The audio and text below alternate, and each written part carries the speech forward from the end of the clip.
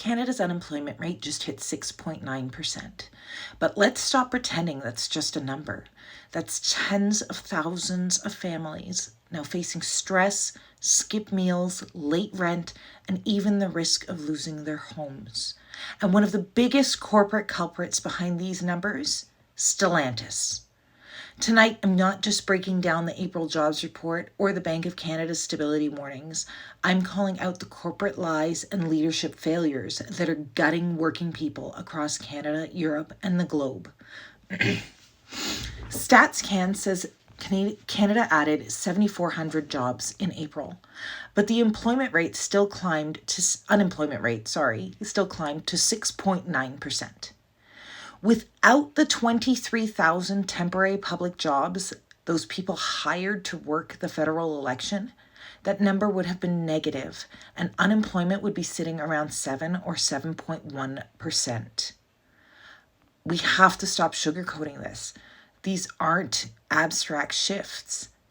Every single percentage point means tens of thousands of people suddenly relying on EI, cutting back on groceries, risking default on the rent or mortgage payments.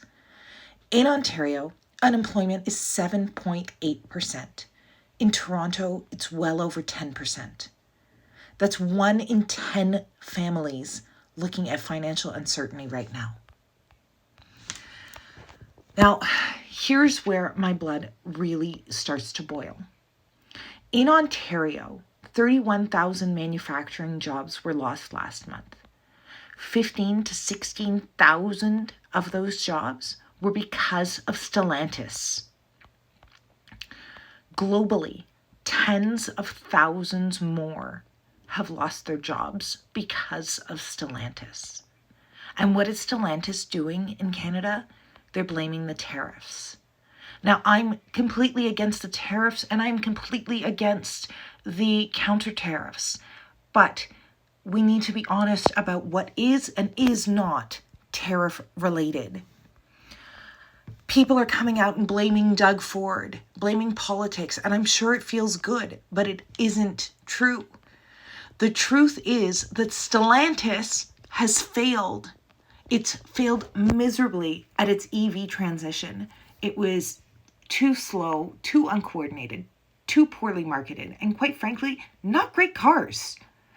Stellantis hasn't built products people want other than the Dodge Ram and the Jeep, like the original Jeep, not the Cherokee lineup and all of that, the original Jeep Wrangler. They don't sell anything other than that. People don't want what they are marketing. They are currently sitting on hundreds of thousands of unsold vehicles globally. Just think of that. Hundreds of thousands of cars. That has nothing to do with tariffs, Trump, Doug Ford, anything.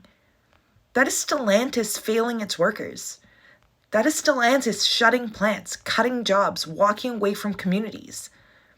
And do you think that the executives behind all the PR excuses, behind all of this BS, are taking a cut in their pay?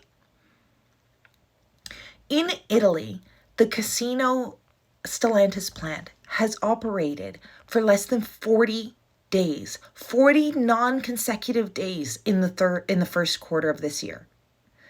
The Melfi, Pomigliano, Pratola, Termoli, they're all facing hundreds of job cuts at each factory. Stellantis has completely stopped plans on their gigafactories in Italy and Germany. So Stellantis closing in Windsor has nothing to do about tariffs. This isn't about any one government, no matter how we feel about that government. It has nothing to do with them. This is about a multinational automaker's poor strategic leadership, and workers are the ones paying the price. Let's put blame where blame belongs. Now, the Bank of Canada has related its latest FSR, Financial Stability Report. And they're saying that the system is resilient, but the system is the banks. And when they say resilient, they're not talking about families. They're talking about the banks that we all underwrite as taxpayers. They don't care about the families trying to cover their rent, their groceries, their car payments, and their skyrocketing credit card bills. Auto repossessions in Canada are at the highest they have ever been. And there's this saying that things go a certain way, so you will do everything to save the house. That means you will miss unsecured loan payments, you will miss credit card payments, and you will miss car payments before you miss that mortgage payment. That repossessions are up means that people are getting closer to missing the mortgage payment. This is really bad news that unfortunately we aren't seeing covered. And I really hate giving bad news. I had to get a pep talk from my husband tonight before I wrote this and prepared all of this, because it's really difficult for me, because I know that whether they say it or not, and I don't know which person it is, but I know statistically that I know the people being affected by these things.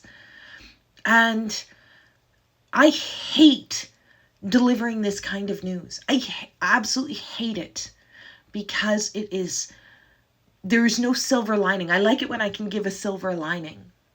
And there is no silver lining. And that's what the Bank of Canada is saying. That most mortgage holders will survive the next 2 years and the renewals because they were stress tested. That means that anybody who came in before the stress test might not survive their renewals.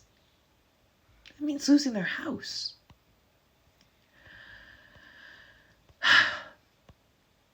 I don't know how to make this better. I don't know how to make this sound better. It's not good. It's not good.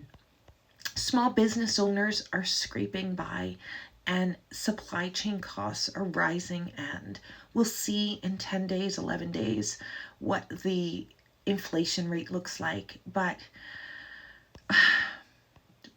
workers who just lost their jobs thanks to Stellantis, thanks to companies like Stellantis walking away, and political messaging of, we keep hearing about elbows up. Canada will stand strong and hit back with counter tariffs, take the fight to the Americans, elbows up. It really sounds great in a press release. But let me ask you this. Who's helping Canadians pay the bills when those counter tariffs make everything from groceries to household goods more expensive? All the while, the government collects more tax revenue from those tariffs and higher sales taxes on inflated prices because of the tariffs. Only to spend it on what? High-speed trains to nowhere? Contracts for McKinsey? Where's the relief for the people who are actually footing the bill? Because EI isn't that. Nobody can live on EI. Most people probably can't even make their mortgage payment on EI. What is it, like $700 every 2 weeks or something? I don't know how much it is, but I know that if it's from the government, it isn't enough to live on, right? So the Bank of Canada shows that the system can absorb the shockwaves of all the tariffs, but the people inside the system can't keep absorbing hit after hit. The longer this trade war drags on, the more it's regular Canadians, those renters, those homeowners, those workers, getting squeezed the hardest. And policymakers pat themselves on their backs and say elbows up, showing strength. So tonight, I'm asking, how much longer are we going to let these corporations dodge accountability? From Stellantis outwardly lying and nobody calling them on it, to the government themselves. Well, I guess it hasn't even been a month since they were elected, and they're going with counter tariffs, so I guess we decided on not keeping them accountable. How many more workers have to lose their jobs, their homes, their peace of mind before we call out the real culprits behind these economic cracks? Drop your thoughts in the comments. Tell me if you or someone you know has been impacted by the latest wave of cuts. Make sure to subscribe, because next week there will be more. And then in 2 weeks' time, there will be inflation. I'm sorry to say, I think we're headed for even more pain if policymakers, corporate leaders keep ignoring the human cost behind their decisions. I hope you have a great weekend.